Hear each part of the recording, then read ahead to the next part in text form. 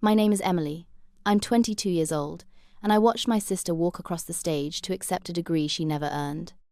You could see the confidence in every step, the smug little smile playing on her lips as the live feed camera followed her, projecting her triumphant face onto the massive screens for thousands to see. My parents were weeping with pride in the audience, their little star finally shining. But what Sarah, my parents, and everyone in that auditorium didn't know was that the crimson folder the dean was about to hand her didn't contain my summa cum laude diploma. It contained a perfect, crisp copy of her 9th grade report card, the one where she failed algebra and English, with a little note from me tucked inside. Before I continue the story, please subscribe. I need to reach 1,000 subscribers so I can keep bringing you stories like this every day. It's just one click for you, but it means a lot to me. For as long as I can remember, I have lived in the shadow of my older sister, Sarah. It wasn't a dark or menacing shadow, not at first. It was a dazzling one, cast by a personality so bright and effervescent that it simply blotted out everything else around it. Sarah was the sun in our family's solar system, and my parents, our relatives, and even her teachers were just planets caught in her gravitational pull. She had a laugh that could charm a snake, a confidence that bordered on theatrical, and a stunning inability to ever be at fault. I was the opposite. Quiet, observant, and bookish, I was the family's resident ghost, a convenient, low-maintenance fixture who was good at school and never caused any trouble. Our dynamic was established early on. When I was 7, I won the school's baking competition with a lemon meringue pie I had spent weeks perfecting with my grandmother's recipe. At the award assembly, Sarah, then 10, jumped on stage, threw an arm around me, and told the principal. I gave her the idea. The secret ingredient was my idea. And my parents, wanting to encourage her supportive nature, cooed and praised her for being such a wonderful big sister. They told me to thank her. So I did. It was easier than arguing. That became the mantra of my childhood. It's just easier to let Sarah have her way.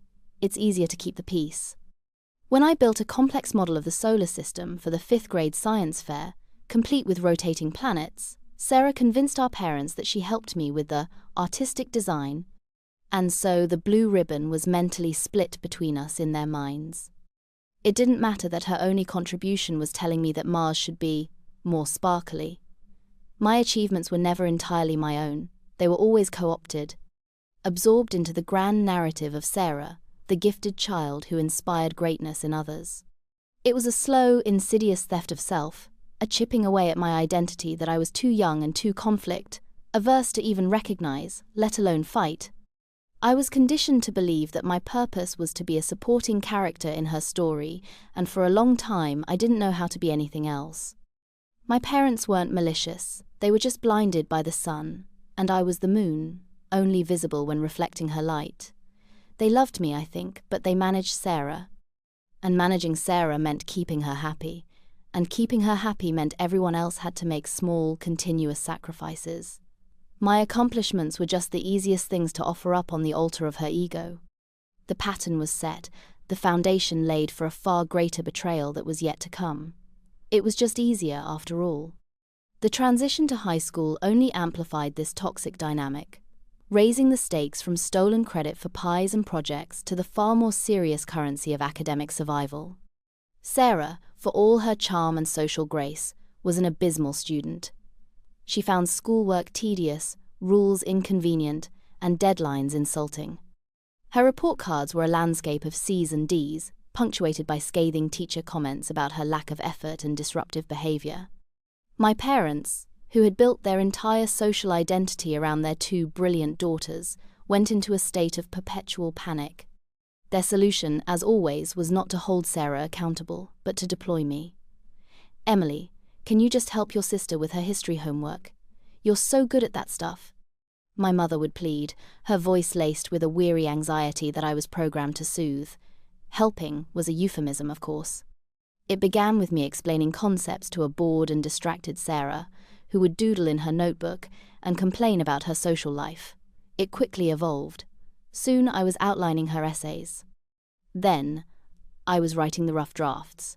By the end of her freshman year, I was her uncredited, unpaid, full-time ghostwriter. I remember one specific night. I was 15 and buried in my own advanced placement coursework when Sarah tossed her English textbook onto my desk. "I need a 5-page paper on the symbolism in The Great Gatsby by tomorrow morning," she announced, not asked. I told her I couldn't, that I had my own physics exam to study for. This was a rare act of defiance, and it was met with a Category 5 hurricane of emotion. Tears, accusations, slammed doors. The grand finale was my father knocking on my door, his face etched with disappointment. "Emily, your sister is struggling. Her future is on the line. Is it so much to ask that you just help her out? We are a family. We support each other." The guilt was a physical weight. So I stayed up until 3 in the morning, fueled by lukewarm tea and resentment, and wrote a passable essay on the green light. The next morning, Sarah didn't even say thank you. She just grabbed the printed pages, and as she walked out the door, she tossed a crumpled $20 bill onto my bed. "Here," she said, "for your trouble." It wasn't a payment, it was a transaction that solidified our roles. She was the client, and I was the service provider. The $20 felt like the dirtiest money I had ever touched.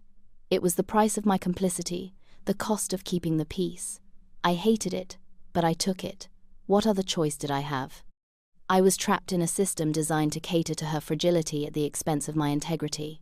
I did her homework, I wrote her papers, I took her online tests.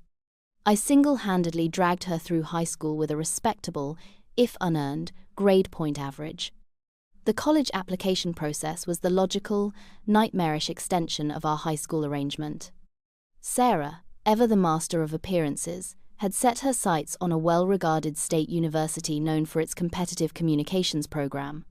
She had the social skills, the extracurriculars drama club president, prom committee chair, you know the type, but her standardized test scores were mediocre, and her academic record was, to put it mildly, a work of fiction I had authored.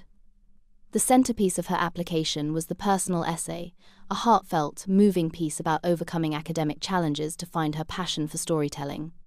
I wrote every single word of it. I remember sitting at my computer, crafting a narrative of her supposed intellectual awakening, and feeling a profound sense of dissociation. I was writing a better, more accomplished version of my sister into existence, a version that would get to live a life she hadn't earned. When the acceptance letter arrived, my parents celebrated as if she had cured a disease. They threw a party. Relatives called to congratulate her on her hard work. Through it all, Sarah played the part of the deserving scholar beautifully, accepting the praise with a practiced, humble grace.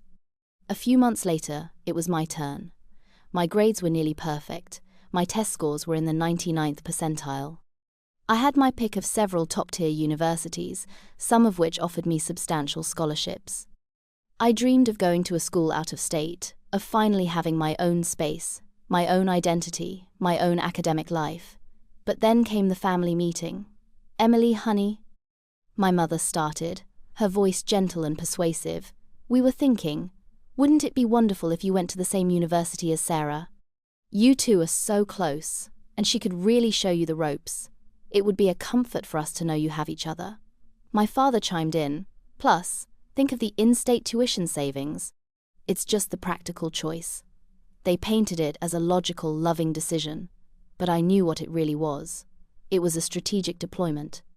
They weren't sending her with me for my benefit, they were sending me with her for hers.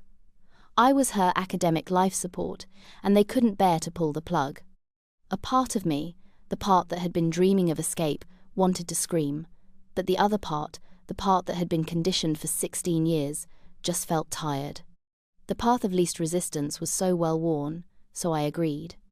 I turned down the scholarships, withdrew my other applications, and enrolled in the same university, in the same communications program as my sister. I told myself it would be different. I told myself that in college, merit would finally matter. I was wrong. I was just walking into a bigger cage. University life was not the fresh start I had naively hoped for. It was simply a larger stage for the same old play. The only difference was that the stakes were higher, and my resentment was beginning to curdle into something harder and more potent. For the first semester, Sarah made a half-hearted attempt to do her own work. It lasted about 6 weeks. The moment the coursework required more than just showing up and looking engaged, the familiar pattern of dependency began. It started with a text message. "Hey Em, can you just look over my outline for the media ethics paper? I'm so swamped." Looking over the outline turned into rewriting it. Rewriting the outline turned into me sending her source suggestions, which were actually just fully formed paragraphs she could copy and paste. By second semester, we had fallen back into our old rhythm. I was essentially taking 12 credits of my own and 6 of hers. She was majoring in sorority events and campus social life. I was her secret, unacknowledged academic dean. The manipulation was more sophisticated now. It wasn't just tears and tantrums, it was a carefully calibrated performance of overwhelming stress and sisterly affection. "Oh my God, Emily, you're a lifesaver. I would literally fail without you," she'd say, giving me a hug that felt more like an act of possession. What would I do without my genius little sister? She wielded my intelligence like it was her own personal tool. Meanwhile, our parents, miles away, received glowing reports. They'd call me, not to ask about my classes, but to get updates on hers. "How's Sarah doing? Is she keeping up? We're so proud of how she's really buckled down." I would offer vague, non-committal answers. "She's managing," I'd say, the words tasting like ash in my mouth. To them, the arrangement was perfect. Both their daughters were succeeding. The family image was intact. They never questioned how Sarah, who struggled to write a grocery list, was suddenly acing papers on semiotic theory. They didn't want to know. Willful ignorance was the glue that held our family together. I was becoming two people, the diligent, high-achieving student recognized by my professors, and the invisible, exhausted engine powering my sister's fraudulent academic career. The strain was immense. I was perpetually tired, stressed, and isolated, trapped in a conspiracy of one. I was an accomplice to a crime that was being committed against myself. And the worst part? I was letting it happen. The guilt of it was a constant low-grade fever, a sickness in my soul for which I could see no cure. Everything began to change when I met Chloe. She was my randomly assigned roommate in our sophomore year, a sharp-witted, fiercely observant art history major from the other side of the country. Chloe had a built-in nonsense detector, and from day one she saw right through the polished facade of my family life. At first, she didn't say anything, she just watched. She saw Sarah breezing into our dorm room, not to visit, but to drop a textbook on my desk with a list of demands disguised as desperate pleas.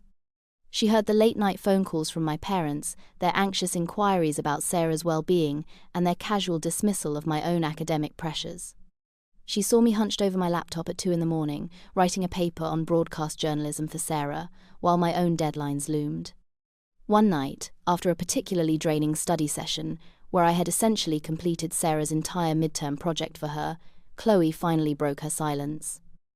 I was staring blankly at my wall, feeling hollowed out and used, when she sat on the edge of my bed. "You know this isn't normal, right?" she said, her voice soft but firm. I just shrugged, too tired to defend it. "No, I'm serious, Emily," she pressed on. "She doesn't ask for help, she demands your labor. She's not your sister in those moments, she's your boss. And your parents aren't her parents, they're her managers. And you? You're the unpaid, uncredited employee of the family business, and the product is her success." Hearing it put so bluntly, so clinically, was like a splash of ice water to the face. I had always framed it in the fuzzy, emotional language of family obligation, helping, supporting, keeping the peace. Chloe gave me a new vocabulary: exploitation, theft, abuse.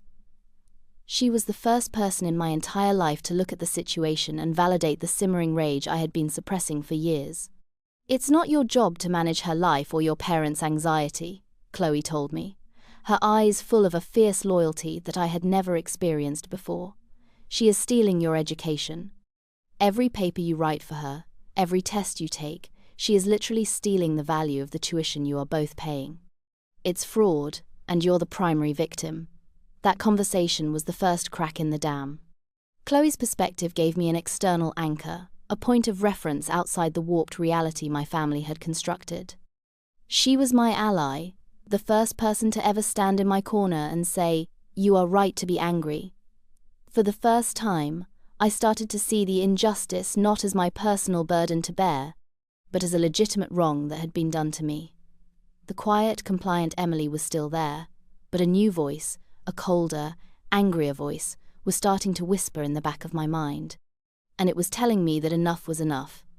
The catalyst, the final, irrevocable breaking point, came during our senior year. It was the capstone thesis, a massive, 50-page research project that was the culmination of our entire degree and accounted for 40% of our final grade. It was the one piece of work that was supposed to be wholly and completely our own. I had been working on mine for nearly a year, pouring every spare moment and every ounce of intellectual energy into it. My topic was on the ethical implications of deepfake technology in political advertising, a subject I was deeply passionate about. I conducted original surveys, interviewed experts, and crafted an argument that I knew was the best work I had ever done. It was my masterpiece, the thing that would launch my career. For Sarah, the thesis was a looming tidal wave she had no intention of surfing. She ignored the deadlines, skipped the mandatory check-ins with her faculty advisor, and spent her time planning graduation parties. About a month before the final due date, reality hit her. She was on track to fail, not just the course, but her entire degree. The meltdown was biblical. She showed up at my apartment in a flood of tears, a wreck of self-inflicted panic. "I'm going to be kicked out," she wailed, collapsing onto my sofa. "Mom and Dad will be devastated. My whole life will be ruined. You have to help me, Emily. Please." I stood firm. For the first time in my life, I said no, and I meant it. "I can't, Sarah. I won't. This is my thesis. I've worked on it for a year." The tears instantly dried up, replaced by a cold fury. "After everything I've done for you?" She spat, a truly breathtaking feat of revisionist history. "You'd let me fail just to be selfish?" When her own manipulation failed, she deployed her ultimate weapon, our parents. An hour later, my phone rang. It was my mother. "Emily, your sister is beside herself. I don't know what you said to her, but you need to fix this. She just needs a little push to get over the finish line. We're all counting on you to help her. Don't let the family down now, not when you're both so close." My father got on the extension. "Just give her your old notes or something, son. Be the bigger person. Be the bigger person." The 4 words they had used my entire life to justify my erasure. They weren't asking me to help her. They were asking me to sacrifice my crowning achievement on the altar of her failure. They were asking me to hand her my future. In that moment, something inside me didn't just crack, it shattered. The exhaustion, the resentment, the years of quiet fury, all coalesced into a single point of cold, diamond-hard clarity. I looked at the manuscript of my thesis, sitting on my desk, my name on the title page, and I knew what I had to do. The pressure from my family was relentless, a suffocating barrage of calls and guilt-laden texts. They painted a desperate picture: Sarah, on the verge of a breakdown, her future hanging by a thread, and me, the cold, unfeeling sister who held the key and refused to turn it. Finally, after a week of this emotional siege, I called Sarah and told her to come over. She arrived with a look of wary triumph on her face, like a general who knew her reinforcements had won the battle for her. "I knew you'd come around," she said a little too smugly. I didn't argue. I didn't fight. I simply handed her a USB drive.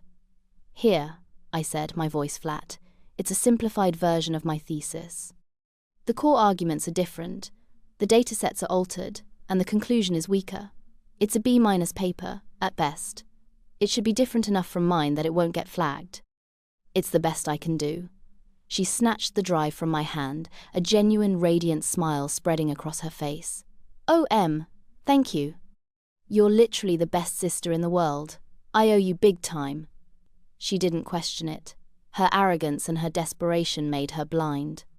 She believed, right down to her core, that she was entitled to my work, that this was just the natural order of things. She submitted the paper without, I'm sure, reading a single word. A week later, I received an email from Dr. Evans, the head of the communications department and the professor for the capstone course. The subject line was simply, "Urgent meeting."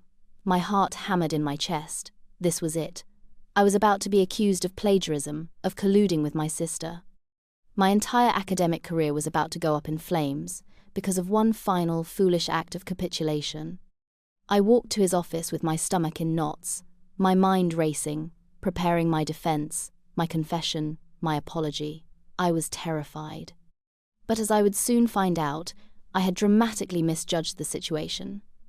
I was walking into an accusation, but I was not the one who would be accused. I was walking into the office of my greatest and most unexpected ally. I knocked on Dr. Evans's door with a trembling hand. "Come in," his voice boomed.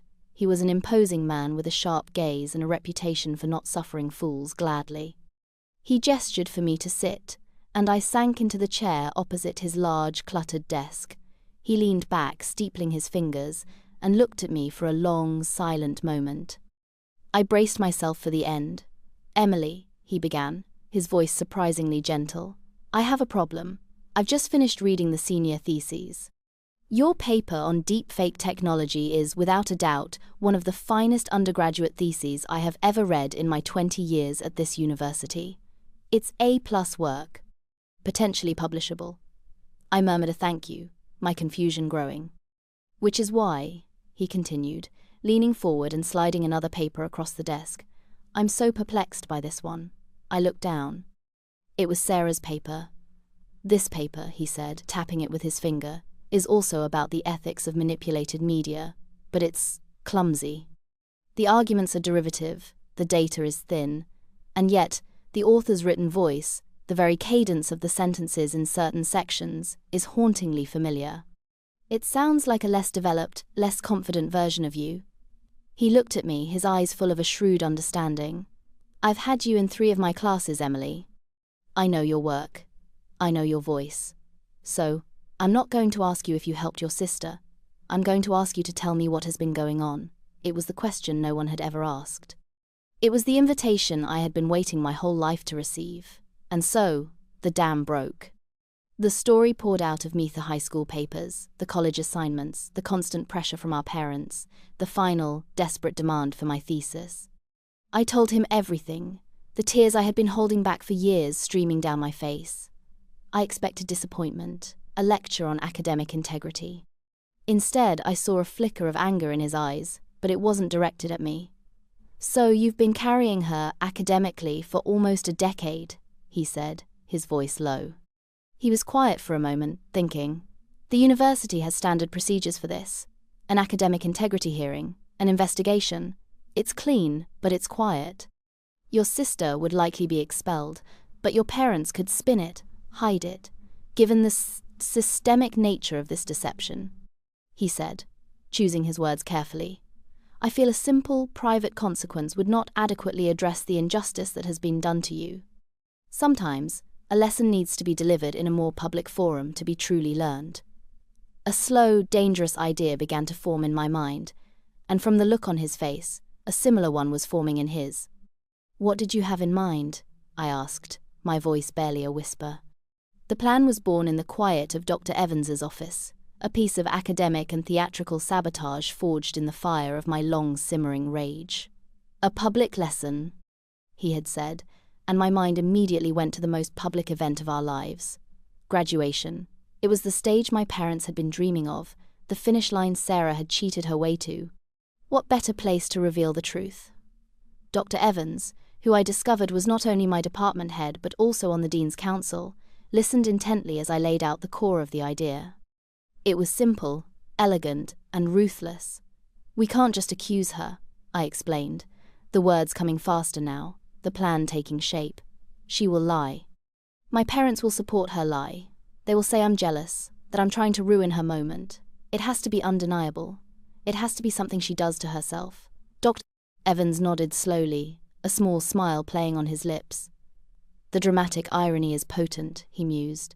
"She walks across the stage to receive the symbol of an achievement she stole, only to find a symbol of the truth she tried to bury.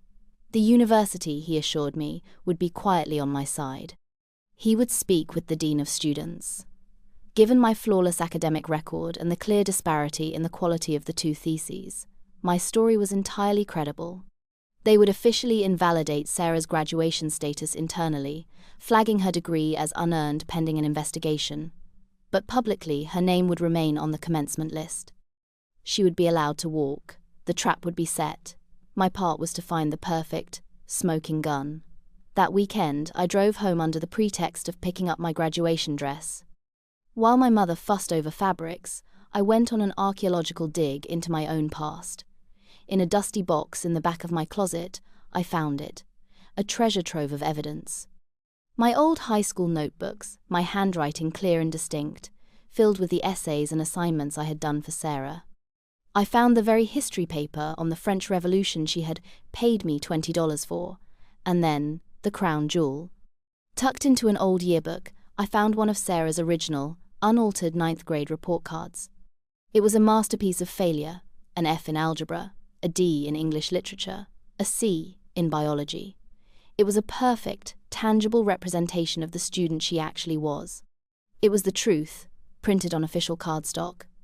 I handled it like a holy relic before taking it to a print shop and making a high-quality, full-color copy. It looked and felt completely authentic. The final touch was a small, simple note I typed out on a piece of elegant paper. You never earned the diploma, but you definitely earned this. Love, your sister. I would pin this note to the report card. Dr. Evans would ensure this payload was placed inside an official-looking diploma folder, identical to all the others. He would personally hand it to her on stage. The plan was perfect. It was cruel, yes, but so was a decade of being treated like a ghost. This wasn't just about revenge, it was about reclamation. I was taking back my name, my work, and my future, all in one beautifully orchestrated moment of public humiliation. The weeks leading up to graduation were a masterclass in dramatic irony. It was like watching a play where only I knew the devastating final act. Sarah was living in a state of blissful, arrogant ignorance, her smugness dialed up to a level that was almost comical. She had passed. She was graduating. In her mind, she had pulled it off. She talked incessantly about her thesis, dropping details she'd half remembered from the table of contents of the file I gave her. The research on mimetic algorithms was just so draining. She'd sigh dramatically to our relatives over the phone, but I knew I had to push through. It's so important to my future career. I would just nod and smile, a quiet, supportive sister, while inside a cold, satisfying laughter echoed. My passivity, once a genuine shield, was now a weapon. My silence was the camouflage for the ambush I was meticulously planning. The most excruciating part was dealing with my parents. They were bursting with pride, particularly for Sarah. They saw her graduation as their victory, a testament to their parenting. I always knew she had it in her, my dad would say, beaming. She just needed to find her focus. I'm so glad you were there to help her, Emily.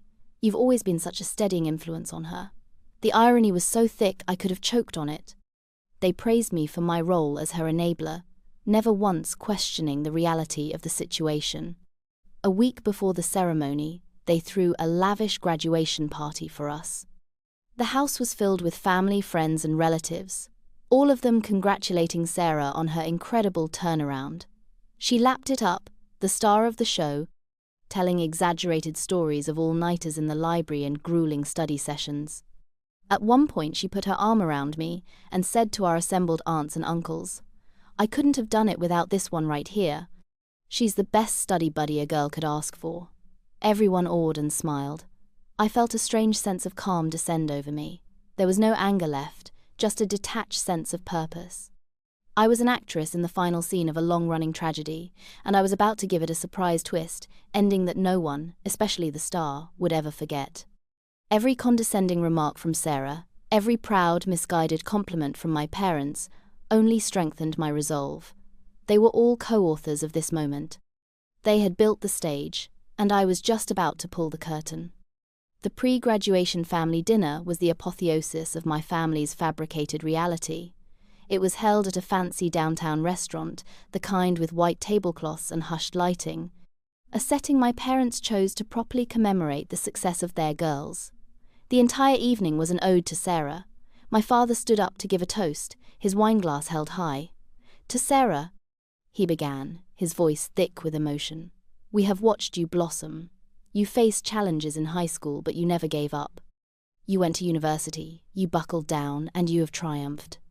Your mother and I could not be prouder of the brilliant, hard-working woman you've become. I watched Sarah, seated across from me, soak in the praise.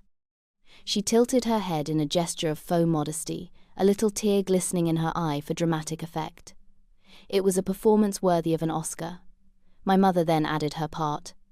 "And to Emily," she said, turning to me with a warm smile, "for being such a wonderful, supportive sister. It was so good for Sarah to have you there, helping her, guiding her.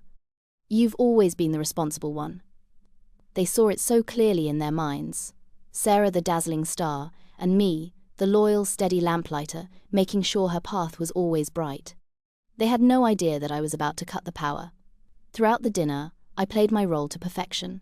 I was quiet, I was demure. When my aunt asked me what my thesis was on, I gave a brief, simple explanation. When she turned to Sarah and asked the same question, Sarah launched into a rambling, incoherent summary of the paper I had written for her, butchering the terminology and mixing up the core concepts. She looked at me once or twice, a flicker of panic in her eyes, and I would give her a subtle nod, helping her one last time by mouthing a key word. It was perversely satisfying.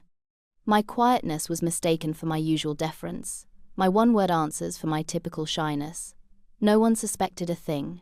They were all too caught up in the glow of the golden child. The dinner was the final piece of confirmation I needed. It proved beyond a shadow of a doubt that a private conversation would be useless. Their denial was a fortress, and I didn't have the emotional energy to lay siege to it. The only way to get through was to demolish it completely, in a single, spectacular explosion, and let them sift through the rubble on their own. As I sat there, picking at my salmon and listening to them plan Sarah's bright future, I felt no guilt, only a profound, liberating sense of finality. The day before the ceremony, I met with Dr. Evans one final time. We met not in his office, but at a small, anonymous coffee shop off campus. He wanted to avoid any last-minute suspicion. He looked more like a co-conspirator than a department head, dressed in a simple polo shirt and sipping a black coffee. "Everything is in place," he said, his voice low and even. "I'll be on stage with the dean and the university president to hand out the diplomas for the College of Arts and Sciences. I have personally prepared a folder for Sarah. It looks identical to every other folder. The weight is correct. No one will know the difference until she opens it." He looked at me, his expression serious. "Are you sure about this, Emily? There's no going back once her name is called." I took a slow sip of my latte, the warmth steadying my nerves. "I've been going back and forth my entire life," I said, my voice clearer and stronger than I thought it would be. "I'm ready to go forward." He nodded, a look of respect in his eyes. "You need to understand," he continued, "that this is not just about you and your sister. From the university's perspective, this is about academic integrity. What she did was a serious breach. The public nature of this consequence is unorthodox, but the dean agrees that it's a unique case of long-term, systemic academic fraud. Privately, she has already been disenrolled. The diploma she thinks she's getting tomorrow was never going to be real. What you are doing is simply changing the nature of the message she receives." His words were a balm on the last vestiges of my guilt. He wasn't just my ally, he was the voice of institutional validation.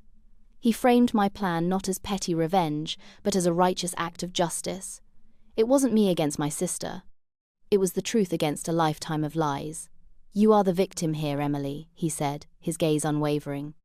"You have earned your degree, you have earned your honors, and you have earned the right to claim them as your own, free from her shadow. Tomorrow is not about destroying her. It is about liberating yourself." We finished our coffees in a comfortable silence. As we parted ways, he gave me a firm handshake. "I'll see you on stage, Emily. Try to enjoy the moment. You've earned it." Walking away from the coffee shop, I felt a weight lift from my shoulders that I didn't even realize I had been carrying for a decade. The fear was gone, replaced by a clean, cold resolve. The final piece was in place. The trap was set. All I had to do now was wait for the show to begin. The morning of graduation was a whirlwind of manufactured sentimentality and frantic preparations. Our house buzzed with a celebratory energy that felt completely alien to me. My mother was flitting around, making sure our gowns were perfectly steamed, while my father polished his shoes and practiced his proud dad beaming face in the hallway mirror. Sarah was the queen of the day, holding court in her bedroom. She spent an hour on her hair and makeup, and another 30 minutes taking selfies in her cap and gown, pouting and smiling for her phone. Can you believe it? We're finally done," she chirped as I walked past her open door. "All those late nights in the library, all that stress, totally worth it." She winked at me, a conspiratorial gesture that made my stomach turn. She truly believed we were a team, that our struggle had been a shared one. The delusion was so complete, it was almost impressive.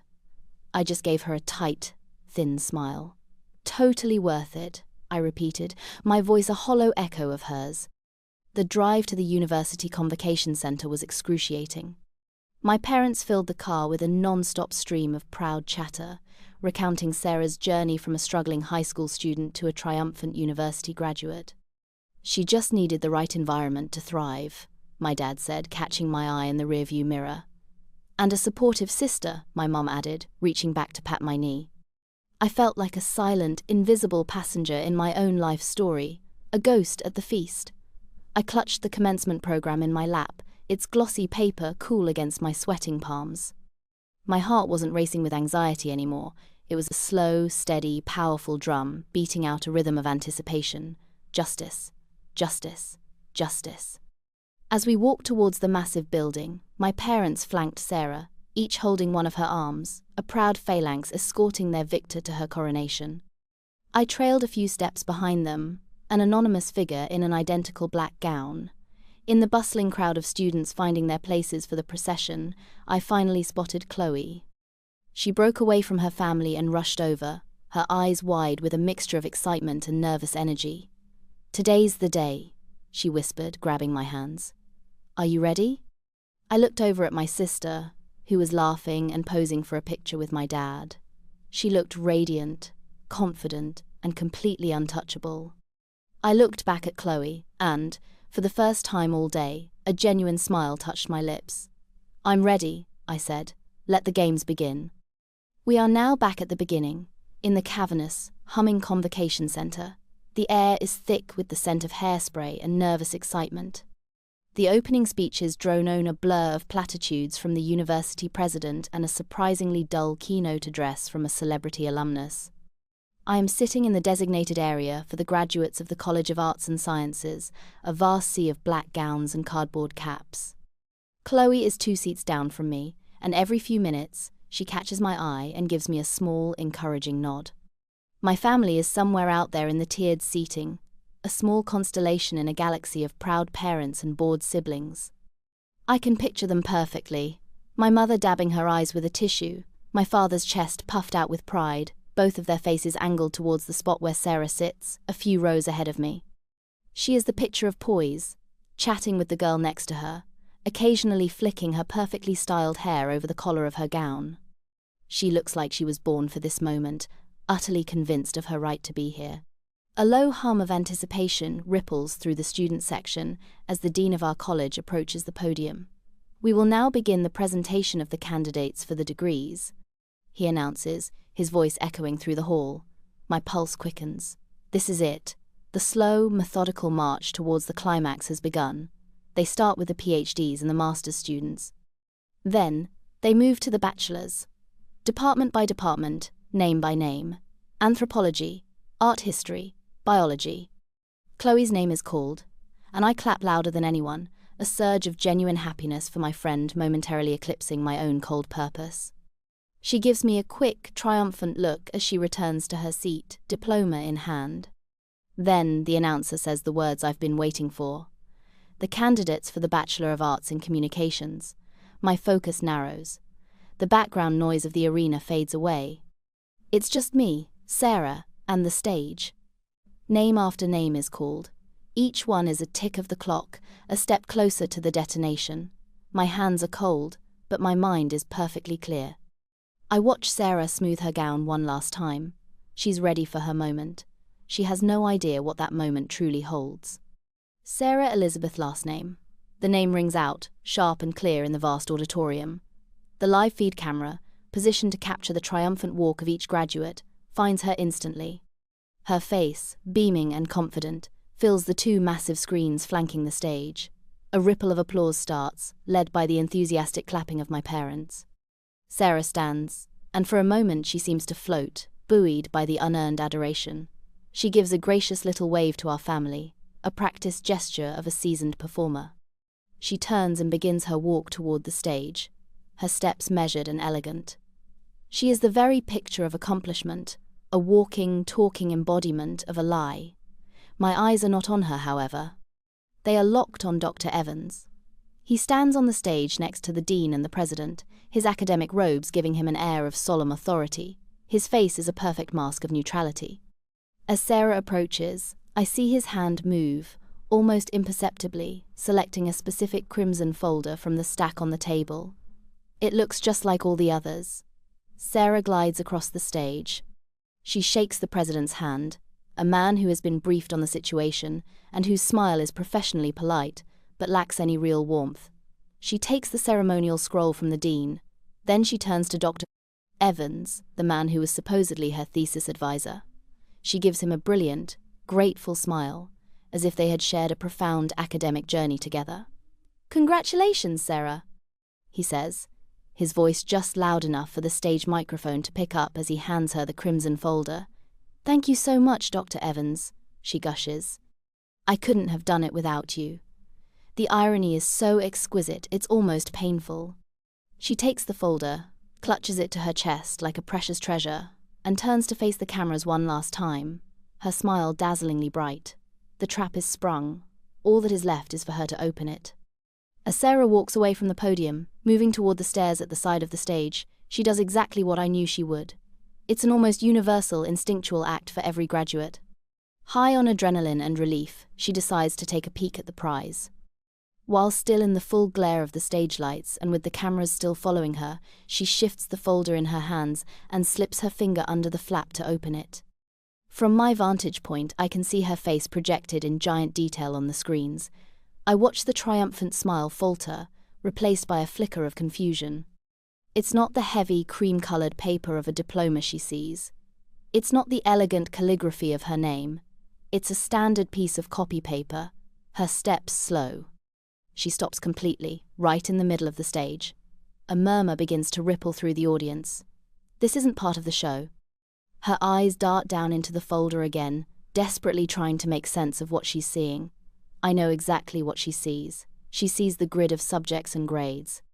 She sees the bold, damning F next to Algebra 1. She sees the D next to English Literature. She sees the neat, clinical teacher's comment, lacks focus and fails to apply herself. And pinned to the top of the copied report card, she sees the small, cream-colored note. I can picture the words as if they were floating in the air in front of me. "You never earned the diploma, but you definitely earned this. Love, your sister." The color drains from her face. The transformation is absolute, and it is broadcast for thousands to witness. The smug confidence evaporates, replaced by a raw, naked panic. Her eyes, wide with horror, dart around wildly before finding me in the sea of black gowns. Her gaze locks with mine. I don't smile. I don't gloat. I simply give her one small, deliberate nod, a confirmation, a closing statement. It was me. Yes, it was me. And this is what you deserve. Sarah stood frozen on that stage for what felt like an eternity, a statue of public humiliation. The live feed camera held on her face, broadcasting every flicker of her dawning horror to the entire arena. The murmur in the crowd grew into a wave of confused whispers. She looked like a trapped animal, her carefully constructed world crumbling around her in real time. Finally, her paralysis broke. She didn't walk, she scrambled. She practically fled down the stage steps, not returning to her seat among her peers, but stumbling toward a side exit, clutching the folder of her shame. She disappeared behind a heavy curtain, gone. The camera awkwardly panned back to the podium, where Dr. Evans stood, his expression unchanged. He stepped up to the microphone, clearing his throat. "There appears to have been a clerical error regarding the graduation status of the previous candidate," he announced, his voice calm and authoritative. "The university will be looking into it. We will now proceed. The professionalism of his statement was almost brutal in its finality. He had dismissed her, erased her with a single sentence. And then, he looked down at his list and called out the next name, Emily Grace last name, summa cum laude. A wave of shock went through me, followed by a surge of pure, unadulterated triumph. I stood up on shaky legs. As I did, Chloe jumped to her feet, clapping wildly. Then the students around her who knew parts of the story stood up. The applause wasn't just polite, it was a roar. It was a standing ovation. As I walked toward the stage, my path was a blur of smiling faces and thunderous noise. I reached the stage, shook the president's hand. He gave me a genuine warm smile this time, and accepted my real diploma from the dean. Then I turned to Dr. Evans. He handed me my own crimson folder, and as he did, he leaned in and whispered, "Justice, Emily." Well done. I walked off that stage, head held high, not into the shadows, but into the brightest, most brilliant light I had ever known. It was all mine. The aftermath of the ceremony was pure chaos. I found Chloe and we hugged, laughing with a kind of giddy relief. But the moment of celebration was short-lived. I saw them from across the crowded lawn, parents, their faces a mask of confusion and fury, making a beeline for me. Sarah was nowhere in sight. I later learned she had called a taxi and fled. "Emily, what was that? What did you do?" my mother demanded, her voice a harsh whisper. Her pride had curdled into white-hot anger. "You humiliated your sister. On her graduation day, you ruined everything." My father stood behind her, his arms crossed, his face a thundercloud of disappointment. "We saw her face. We saw you nod. This was your doing," he accused. For my entire life, this was the moment I would have shrunk. I would have mumbled an apology, taken the blame, done anything to extinguish their anger and restore the peace. But I wasn't that person anymore. The girl who kept the peace had died on that stage. I stood up straight and looked both of them directly in the eye. My voice, when it came out, was calm and steady, devoid of the emotion that had choked me for years. What I did, I said, was tell the truth, something none of us have been willing to do for the past decade. I then proceeded to lay it all out for them. The homework, the high school essays, the college applications, the nightly work, and finally, the thesis. I spared no detail. I explained that Sarah hadn't earned that degree, that she had, in fact, been formally disenrolled for academic fraud. She wasn't just struggling. I told them, my words precise and sharp, she was cheating, and she was using me to do it. And you two, you were her willing accomplices. You never once asked how she was suddenly passing her classes. You never once cared about the pressure you were putting on me. All you cared about was the family image. They stared at me, their anger slowly being replaced by a stunned, horrified disbelief. "You didn't want to see the truth," I concluded, my voice softening slightly, not with pity, but with a sense of finality. "So I made it impossible for you to ignore. Sarah's humiliation is not my fault. It is the direct consequence of her own actions and your own enablement. You have to deal with that." "I don't." And with that, I turned and walked away, leaving them standing there in the middle of the celebrating crowd, finally speechless. It has been 6 months since that day. The fallout was, as expected, messy. Sarah was officially expelled from the university for extensive academic dishonesty. She moved back home, and from what I hear through the grapevine of family gossip, she spends most of her days in her room, nursing a deep and abiding bitterness. My parents tried to call me a few times in the weeks that followed, their calls alternating between angry accusations and tearful pleas for reconciliation, for me to fix the mess I had made. I didn't answer. I needed space. I needed to build a life that was entirely my own, free from the gravitational pull of their dysfunction, and I have. I took the job offer I had received before graduation, a coveted position at a top marketing firm in a city 3 states away. My work on the deepfake thesis, the real one, had gotten their attention. I moved into a bright, airy apartment that I share with no one but a thriving fiddle-leaf fig tree. I'm good at my job, my ideas are my own, my successes are my own, and my failures are my own. It is the most liberating feeling in the world. I am in therapy, talking to a professional who is helping me untangle the complex knots of guilt and obligation that were tied around me for so many years. She calls my actions at the graduation a radical act of self-reclamation. I like the sound of that. It wasn't about revenge, not really. It was about severing a tie that was choking me. It was about choosing myself, for the first time, in a loud, unequivocal, and public way. I don't know if my family will ever understand, or if we will ever speak again. A part of me is sad about that, but a much larger part of me feels a profound sense of peace. I am no longer a shadow. I am no longer a secret. I am the protagonist of my own story, and I finally get to write the ending. And if you are out there, living in someone else's shadow, feeling like a ghost in your own life, I hope you know that your light is not gone. It's just waiting for you to give it permission to shine. You have the pen. You can write a new chapter whenever you're ready. I promise you, it's worth it.